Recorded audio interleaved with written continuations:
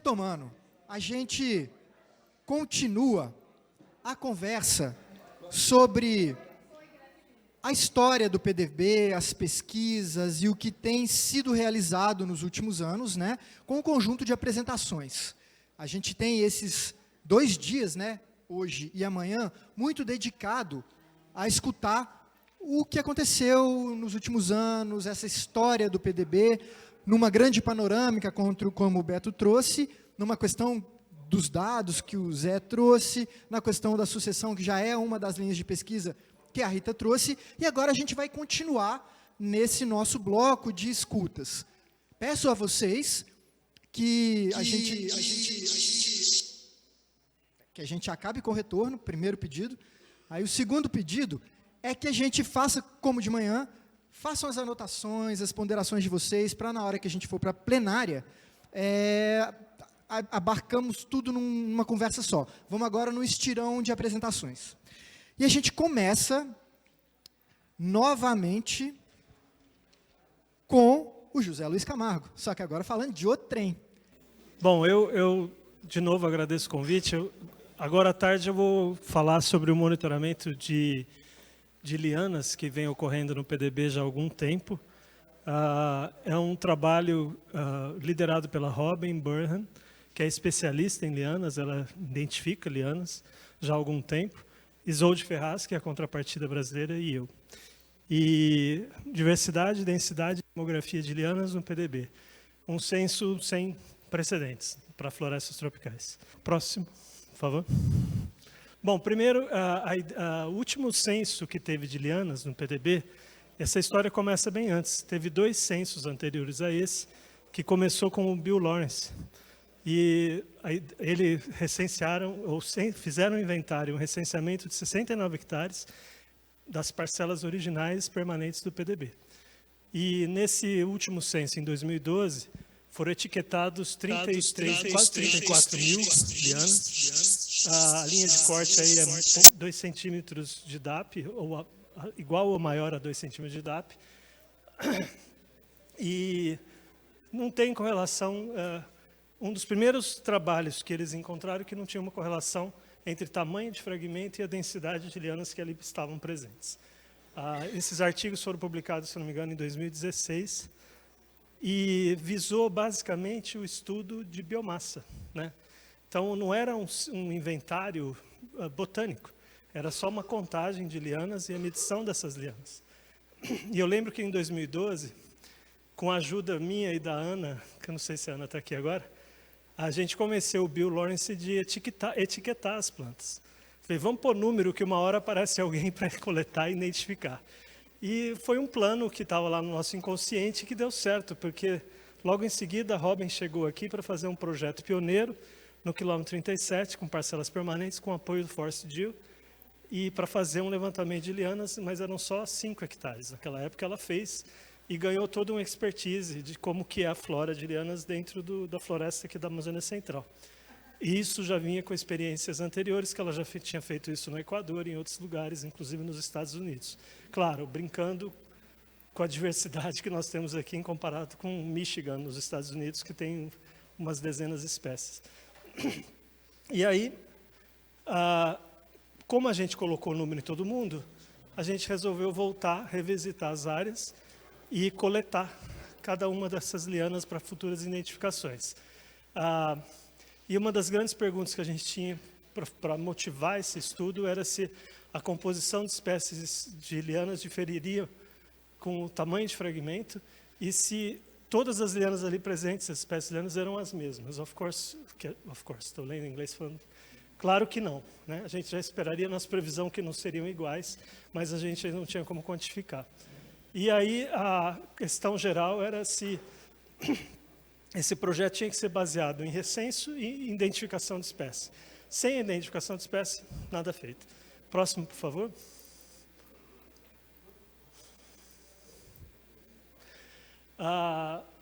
Então, primeiro teve esse projeto preliminar no quilômetro 37, e o objetivo geral era a gente fazer isso em todos os outros 69 hectares do PDB, E o quilômetro 37 foi, na verdade, um campo de experimentação e treino, né? Inclusive, equipes para trabalhar junto com a Robin foram treinadas ali no quilômetro 41.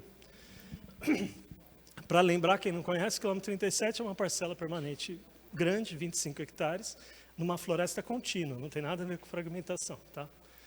E aí o recenso, então, foi lá, mediu o DAP, os recrutas, né, os indivíduos novos, e coletou todos os indivíduos para identificação, isso na cidade. E a pergunta era se as dominâncias, né, entre as espécies difeririam em relação ao tamanho de fragmento ou entre também o sítio, né, entre as fazendas. Né? E se a fragmentação influenciaria a composição final dessa assembleia de lianas. Se isso responderia diferente conforme o tamanho do fragmento e a localização dele. Próximo, por favor. Gente, eu estou meio rouco. E aí, bom, para quem não sabe, essa é uma figura clássica do projeto, né?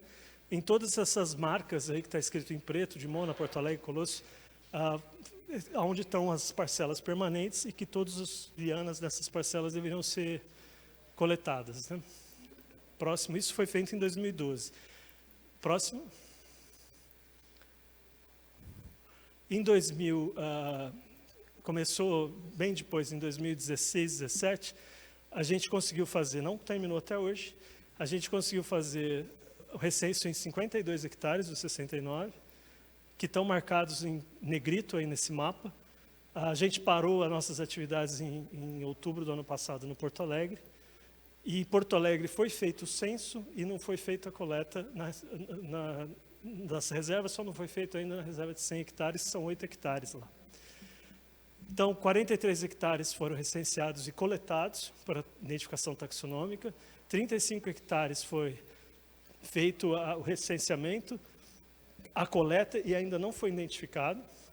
E está sendo nesse processo, a Robin precisa vir para o Brasil para trabalhar com esse material.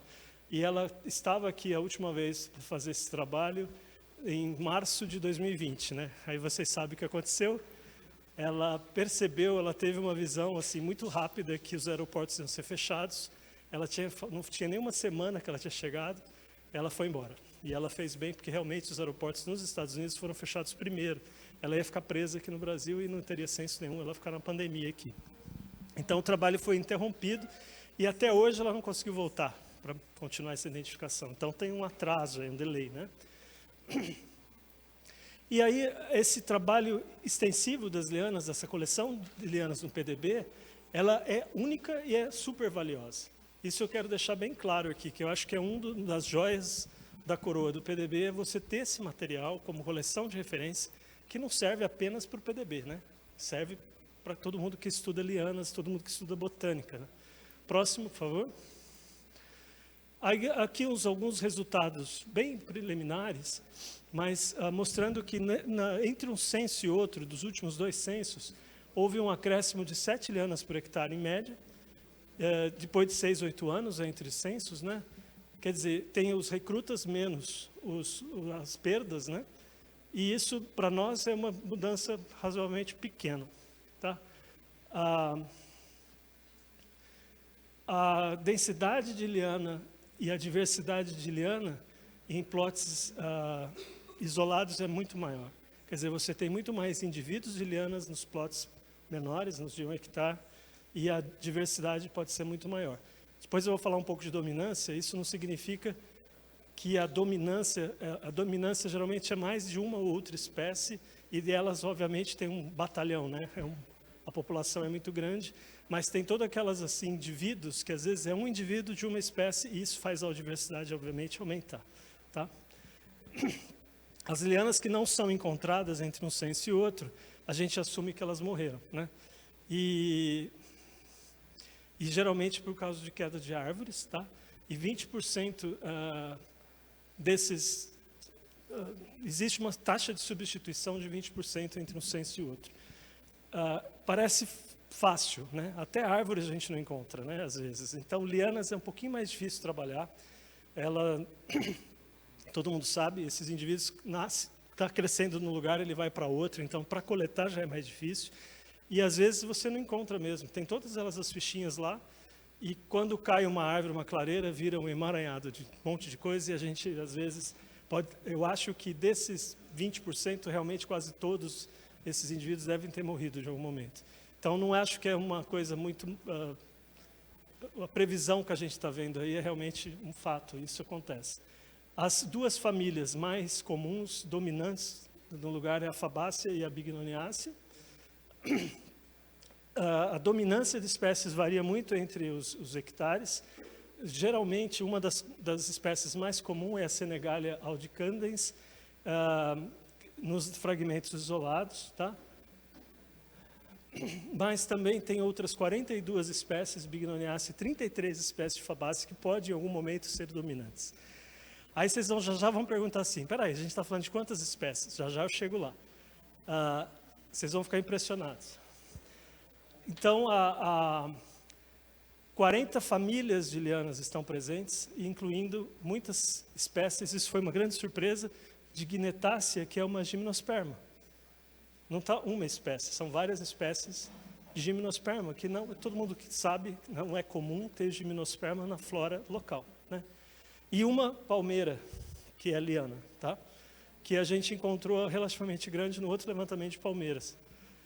Ela não é muito comum, mas ela é a única, é uma das mais fáceis de identificar, palmeiras mais fáceis de identificar, porque quando você encontra é a única liana, pelo menos nessa flora aqui. Próximo, por favor.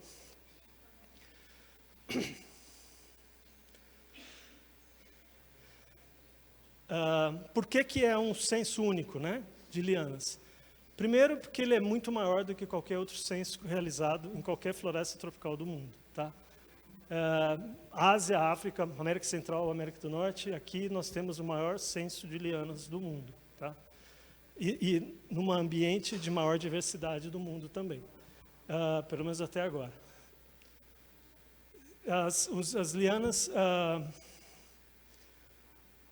é bastante incomum. Primeiro, tem outro detalhe aí que talvez não está tão claro no texto, que a maioria dos inventários florestais não inclui lianas. Então, também tem essa falha de conhecimento, né? Porque não tem interesse, não tem objetivo, mas vocês vão ver que, para quem trabalha com diversidade, ela compõe uma fatia imensa da diversidade total daquele local. Então, por que negligenciar, não é?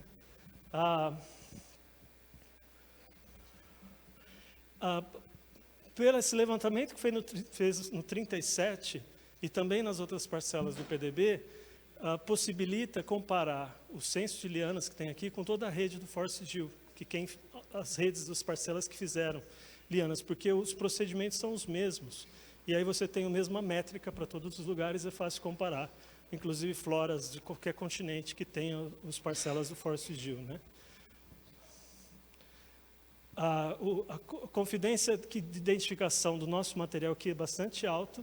Geralmente, a gente está em torno de 80% do material identificado, conhecido. Tem muitos morfotipos, obviamente, e tem muitos morfotipos por dois motivos. Primeiro, que se suspeita serem espécies novas. Segundo, porque tem complexos de espécies que, às vezes, precisa mais do que material vegetativo ou um pouquinho mais de detalhes para você chegar ao nível específico, tá? E uma das coisas que a gente está encontrando, em geral, nos resultados, que as espécies de lianas respondem de maneira bastante diferenciada com a perturbação. Então, a identificação realmente importa. Para qualquer análise que você faz, com as consequências da fragmentação florestal, depende muito da identificação botânica, para você chegar em boas conclusões. A próxima, por favor. Então, aqui no Colosso, por exemplo, no Colosso nós temos a reserva de 1 e de 10, as duas são isoladas, né? Essa espécie aqui que está ilustrada, a Senegalia audicandens, é uma fabácea e ela é a espécie dominante dessas duas reservas, tá? Ela é dominante de 6 de 10 hectares levantados no Colosso e ela é subdominante em outros 2 hectares. Em 8 dos 10 hectares, ela é número 1 ou número 2. Quer dizer, existe uma dominância muito marcada dessa espécie ali. Próximo, por favor. No florestal, que é uma área talvez 1,5 km de distância, você tem no florestal você tem uma reserva de 1, uma reserva de 100 dentro de um contínuo florestal, só que tem 10 hectares levantados, quer dizer, corresponde muito aos 10 hectares do Colosso, e é como se fosse o controle mais próximo de floresta contínua. E lá a coisa muda bastante. Na floresta contínua, você tem a Senegália também, mas você tem uma outra que brigam na dominância conforme o hectare que você está estudando. Tá? Então, a Senegália ou a Ampelosispus domina de 6 a 10 hectares, e os outros 4 tem pelo menos 3 outros gêneros que dominam. Então, dá para perceber que a fragmentação simplificou muito a composição da Assembleia de Lianas. No florestal, que é uma área muito próxima, a gente poderia dizer que é a mesma flora, você tem uma codominância muito maior do que nas áreas de fragmentos isolados. Próximo, quer dizer, simplificou bastante o sistema.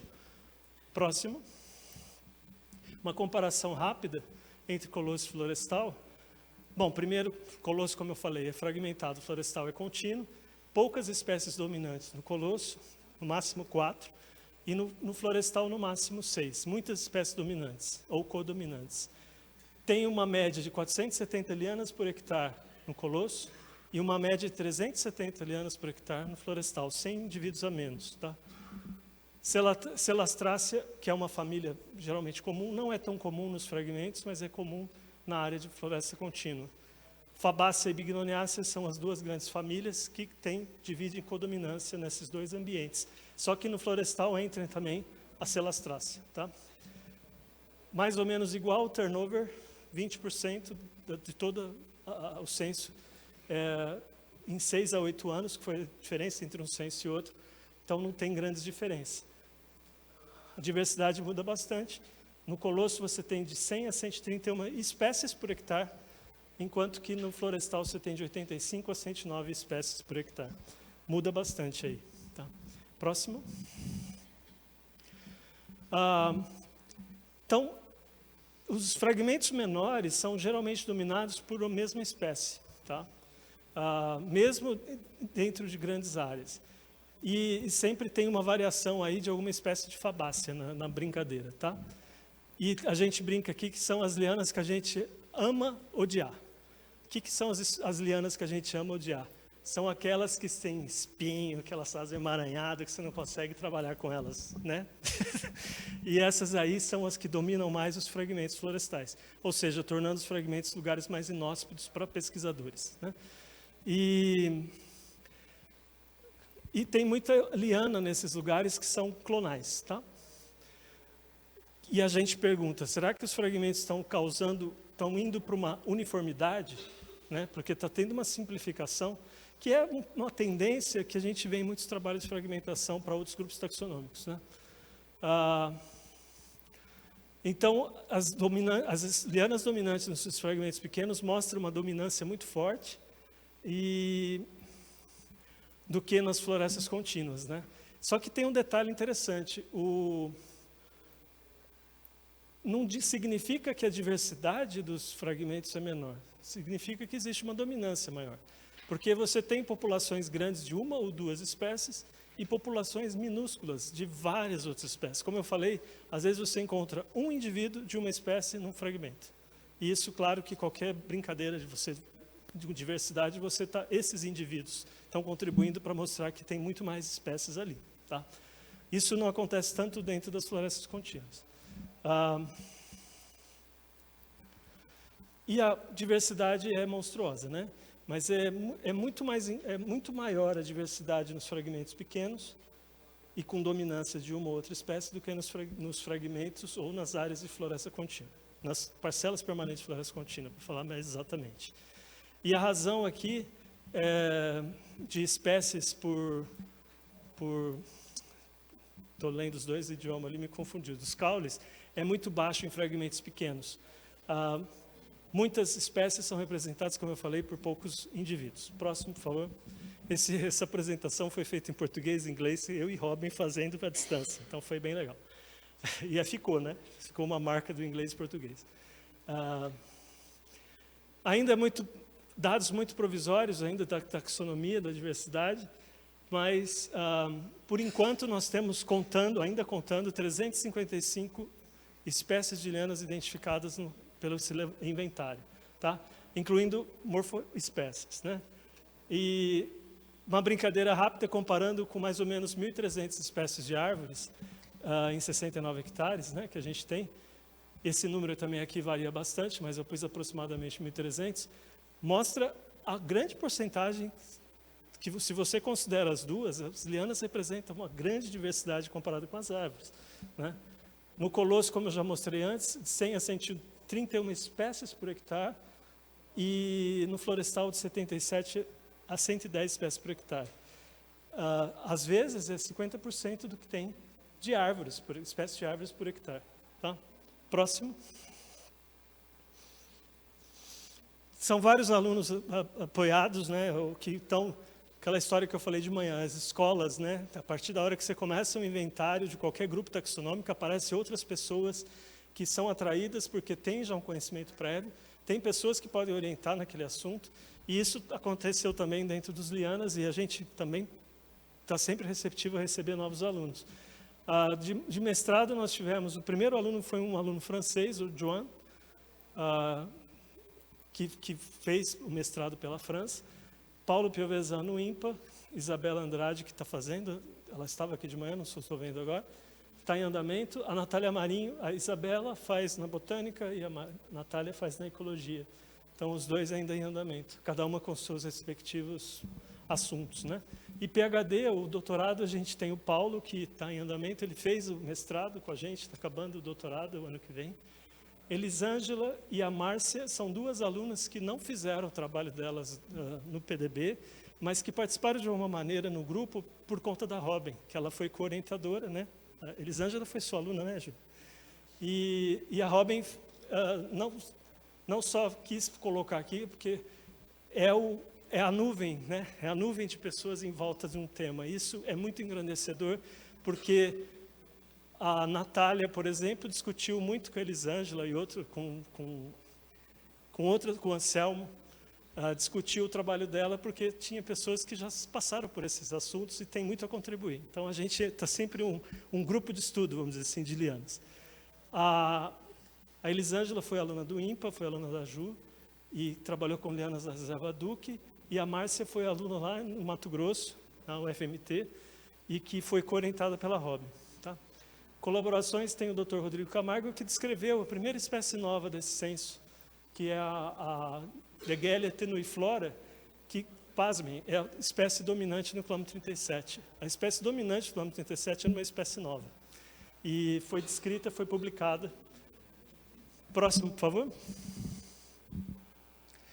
Aí, alguns resultados desse pessoal todo, no mestrado, que a composição de espécies de liana é influenciada pela resposta da fragmentação. Isso é um trabalho do mestrado que a Isabela está desenvolvendo, e ela foca na família Bignoniaceae, né? Como a diversidade do grupo é muito grande, cada um dos alunos pegou mais ou menos um gênero, às vezes gênero, ou às vezes uma família para trabalhar, porque para fazer um mestrado, doutorado, eu não orientaria para fazer tudo, né? Porque é muita diversidade. Ela deve acabar o trabalho ainda esse ano. Tá? Então, assim, a contribuição é muito alta, obrigado, aumentou a letra. Tá bom, 10 minutos, dá tempo. Então, a resposta não é uniforme, é isso que ela quis dizer. Então, a fragmentação realmente afeta a composição, mas ela não é uniforme. Tem muito efeito além de efeito do fragmento, do tamanho do fragmento, tem efeito de sítio. Tá? A flora muda nessa paisagem toda. A Natália Marinho está trabalhando com a interação entre resultados de estrutura florestal com o LIDAR, que é de um outro grupo, né, de interação, que é um outro grupo que trabalha com estrutura de vegetação. E a gente resolveu pegar os dados do LIDAR, que são super refinados, que dá a estrutura da vegetação de forma tridimensional da floresta. Tem várias métricas aí que a gente está brincando muito com uma métrica que chama PAI, que é Plant Area Index, que mostra, não é só, a gente estava muito acostumado de ver a quantidade de folhagem que tinha na história. Agora a gente tem como fazer um índice de quanto de material de planta tem nessa coisa, porque é tridimensional. E ela está vendo, uma das coisas que ela está encontrando, que quanto maior esse pai, nas camadas superiores do dossel, de 15 a 30 metros, maior a diversidade embaixo dessas áreas em relação às lianas. Tá? E, de novo, combina com o que a gente está achando com fragmentação, porque a gente está vendo que em ambientes mais fragmentados, existe uma dominância de uma ou outra espécie, existe uma alta diversidade, mas uma dominância muito forte de alguma espécie. E quando você tem numa floresta contínua, essa dominância cai, ela é dividida entre outras espécies, e você ainda tem uma grande diversidade ali embaixo. E ela está vendo isso que tem muito a ver com, claro, estrutura de floresta e intercepção de luz. Né? Agora, aqui a gente colocou, a composição é bem complicada, a gente está tentando resolver essa coisa da composição ainda. Como que a assembleia de lianas está associada com cada diferença nesses índices métricos de estrutura de florestal. Tá? O Paulo Piovesan está fazendo, ele fez no mestrado dele o potencial regenerativo de um grupo de lianas, tá? Para tentar entender por que algumas lianas são muito mais abundantes do que outras, principalmente aquelas que podem ser clonais. Então ele trabalhou com aspectos vegetativos das lianas em casa de vegetação e viu o poder do enraizamento e da propagação dela por estacas, né? Que parece meio viagem, mas a Elisângela fez muito isso no doutorado na Duke. Muito material de liana cai da estrutura toda emaranhada dela e viram outros novos indivíduos lá embaixo. Então, tem a ver, e aí depende muito do potencial de enraizamento de cada espécie. E isso que o Paulo fez para um grupo de espécies. Tá? Esse já foi publicado, esse mestrado acabou em 2018. E o John, o nosso aluno francês, ele viu que a densidade de lianas não está estritamente correlacionada com fragmentação, mas ele fez um N muito pequeno. Na época ele teve um período muito pequeno aqui, e ele conseguiu só abranger 2 plots, 2 parcelas permanentes. Tá? Próximo. No doutorado, agora o Paulo no doutorado, deve acabar no começo do ano que vem, ele mostrou que a composição das lianas influencia muito a densidade delas em lugares fragmentados ou não fragmentados. O foco dele foi o gênero macaério apenas, que são 8 espécies que ocorrem de macaério, a macaério lianas, né, porque tem árvores também, dentro do PDB-FF. E uma coisa que ele mostra no trabalho dele de uma maneira bem simples, que aquele mito que todo mundo fala, onde tem fragmento tem muita liana, tem uma propagação incrível de lianas. É verdade, fragmentos, todos os trabalhos que a gente fez até agora, os fragmentos têm muito mais indivíduos de lianas. Só que, se você não coloca o nominho da espécie ali, você faz uma generalização muito estapafúrdia. Das 8 espécies de macaério, algumas odiaram a fragmentação, as populações delas declinam. Outras ganham preferência. No mesmo gênero, são primas. Né? Tem muitos aspectos funcionais parecidos, nem todos, mas muitos parecidos, mas elas têm comportamentos bem distintos conforme o ambiente fragmentado que elas ocorrem. Então, não é verdade, onde tem fragmentação, você tem uma propagação de lianas, você tem propagação de certas espécies de lianas. Então, através da identificação, você consegue chegar nesse refinamento. Isso, então, é outra importância de você trabalhar com material identificado. Bom, a Márcia, ela fez trabalho monitorando lianas no Mato Grosso, lá no Cristalino. A Elisângela aqui, estrutura e funcionamento da Assembleia de Lianas em uma floresta terra firme na Amazônia Central, que foi a Reserva Duque. E ela encontra uma alta taxa de regeneração de lianas, que foi o trabalho que ela fez a partir da queda de árvores e criação de clareiras, né? Dentro da Duque. Próximo. Acho que está acabando. É isso. Então, agradeço. Eu fiz essa apresentação, na verdade. Quem era para fazer essa apresentação era a Robin, mas ela tinha uma certa dificuldade de fazer hoje por questão de compromissos. Ela está assistindo, eu sei que ela está assistindo. Obrigado, Robin. E alguma pergunta, alguma coisa, vocês podem direcionar a mim ou a ela. A gente trabalha junto nisso. Estamos juntos e qualquer dúvida, estou aqui para tirar. Obrigado, pessoal. É assim mesmo, Bom, obrigado, professor. A gente vai seguir naquela organização. Vamos num bloco, é sua. num bloco de apresentações e depois a gente faz aqui uma mesa de conversa.